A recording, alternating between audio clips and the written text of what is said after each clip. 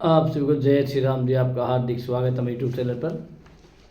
इसमें बनाएंगे हम कहानी अधिक मास की एकादशी। अधिक मास ज्येष्ठ पक्ष की कहानी। अधिक मास कहें, लौन मास कहें, पुरुषोत्तम मास कहें, फल मास कहें, उसके शुक्ल पक्ष की एकादशी की कहानी। युधिष्ठिर ने पूछा, भगवान अब आप अधिक लौन मास शुक्ल पक्ष की एकादशी के बारे में बताइए। इस एकादशी का क्या नाम है? 23 व्रत की विधि क्या है? श्री कृष्ण बोले, हे राजन, अधिक लौन मास की एकादशी का नाम पद्मिनी है।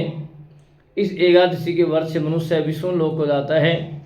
राजन, इसकी विधि को मैंने सर्वप्रथम नारद जी से कहा था। यह विधि अनेक पापों को नष्ट करने वाली तथा मुक्ति और भक्ति प्रदान करने वाली है। दशमी के दिन व्रत को शुरू करना चाहिए। कांसे के पात्र में भोजन मांस, मसूर, चना, कोदो, शहद, साग और दूसरे का अन्न दशमी के दिन नहीं खाना चाहिए।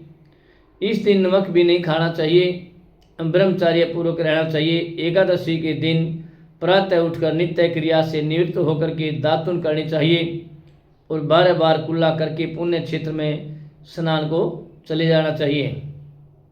उस समय गौ में मृतिका, तिलकुश तथा अमल की चूर्ण से विधि पूर्वक स्नान करना चाहिए।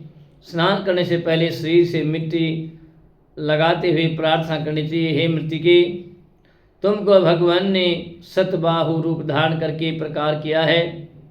ब्रह्मा जी ने तुम्हें दिया है और कश्यप जी ने तुमको मंत्र से पूजा है। इसलिए तुम मुझे भगवान की पूजा करने के लिए शुद्ध बना दो। समस्त औषधियों से पैदा हुई गौ के पेट से सिद्ध रहने वाली और पृथ्वी को पवित्र करने वाली तुम मुझे शुद्ध करो। तुम मेरे लिए शरीर को छूकर मुझे पवित्र करो। हे शंख चक्र गदाधारी देवों के देव जगन्नाथ, आप मुझे स्नान के लिए आज्ञा दीजिए। इसके उपरांत वर्ण मात्र को जप करके स्नान करना चाहिए। पवित्र तीर्थों के अभाव में उनका स्मरण करते हुए किसी तालाब में स्नान करना चाहिए। स्नान करने के पश्चात सफ़ेद वस्त्रों को धारण करके तथा संध्या तर्पण करके मंदिर में जाकर के भगवान की पूजा करनी चाहिए। श्रवण की राधा सहित भगवान की प्रतिमा या पार्वती सहित महादेव की प्रतिमा बना करके पूजन करें। धान्य के ऊपर मिट्टी या तांबे का घड़ा रखना चाहिए।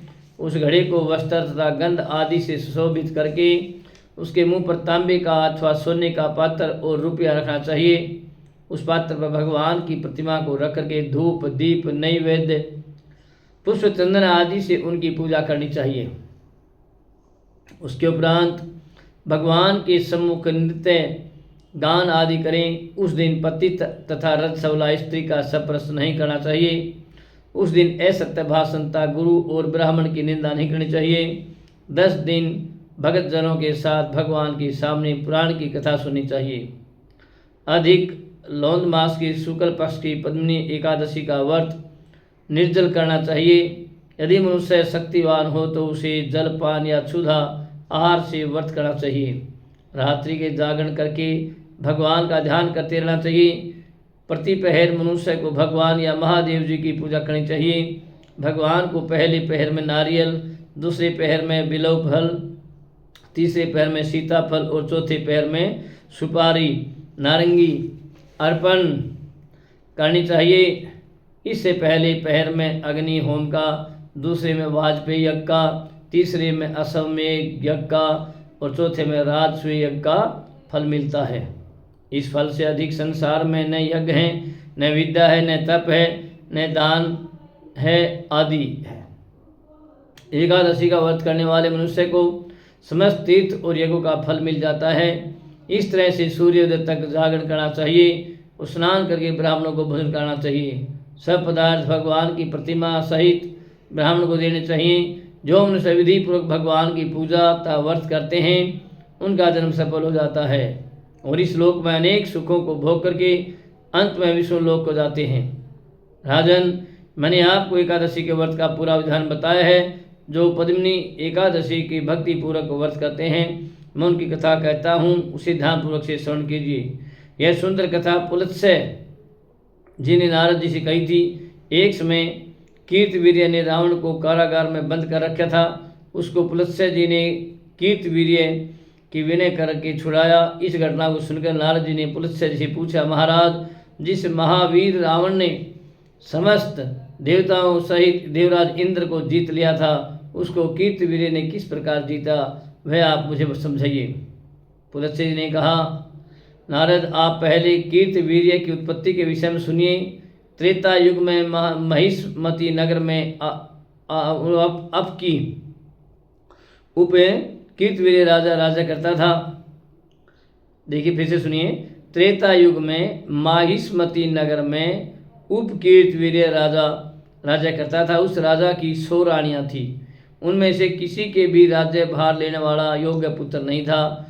उस राजा ने पुत्र की प्राप्ति के लिए यज्ञ किए, परंतु सब असफल रही। अंत में वह तपस्या करने के लिए वन को चला गया। उसकी पत्नी हरिश्चंद्र की पुत्री प्रमदा वस्त्राभूषणों को त्याग करके अपने पति के साथ गंध बादल पर चली गई। उस स्थान पर दोनों ने 10,000 वर्ष तक तपस्या की, परंतु सिद्धि प्राप्ति न हो सकी। राजा के शरीर से केवल हड्डियां रह गई। यह देख करके प्रमदा ने विनय सहित महासती अनसुईया से पूछा, मेरे पति देव को तपस्या करते हुए 10,000 वर्ष बीत गए, परंतु अभी तक भगवान प्रसन्न नहीं हुए हैं जिससे मुझे पुत्र प्राप्त हो सके। अब आप मुझे कोई ऐसा व्रत बताइए जिससे मुझे पुत्र की प्राप्ति हो। अनसुईया बोली, अधिक लौंद मास, जो अधिक मास है, पुरुषोत्तम मास है, जो कि 32 महीने बाद आता है, उनकी 2 एकादशी होती हैं, जिसमें से शुक्ल पक्ष की एकादशी का नाम पद्मिनी है और कृष्ण पक्ष की एकादशी का नाम परमा है। उस एकादशी के व्रत और जागरण से भगवान तुम्हें अवश्य ही पुत्र देंगे। इसके पश्चात अनसुईया जी ने व्रत की विधि बतलाई। अनसुईया की बताई हुई विधि के अनुसार प्रमदा ने एकादशी का व्रत और रात्रि जागरण किया। उससे भगवान विष्णु उस पर अत्यंत प्रसन्न हुए और वरदान मांगने के लिए कहा। रानी ने कहा, आप यह वरदान मेरे पति को दीजिए। भगवान विष्णु बोले, प्रमदे, मल मास मुझे बहुत प्रिय है, जिसमें एकादशी का व्रत रात्रि जागरण तुमने विधि पूर्वक किया है, इसलिए मैं तुम पर बहुत प्रसन्न हूँ। हे राजेंद्र, तुम अपनी इच्छा के अनुसार वर मांगो, क्योंकि तुम्हारी पत्नी ने मुझे प्रसन्न किया है। राजा बोला, हे भगवान, आप मुझे सबसे श्रेष्ठ सबके द्वारा पूजित, तो आपके अतिरिक्त देव, दानव, मनुष्य आदि से अजय उत्तम पुत्र दीजिए। भगवान राजा को तथास्तु कह करके अंतर्ध्यान हो गए। वह दोनों अपने राज्य में वापिस आए। उन्हीं के यहाँ कीर्तिवीर्य उत्पन्न हुए थे। भगवान के अतिरिक्त सबसे अजय थे, इसी से उन्हें रावण को जीत लिया था। वह सब पद्मिनी के व्रत का प्रभाव था। नारद जी से इतना कह करके पुलत्स्य जी वहाँ से चले गए। भगवान बोले, महाराज, यह मैंने अधिक लौन मास की शुक्ल पक्ष की एकादशी व्रत कहा है। जो मनुष्य इस व्रत को करता है वह विष्णु लोक को जाता है। कथा का सार क्या है? भगवान सर्वशक्तिमान हैं।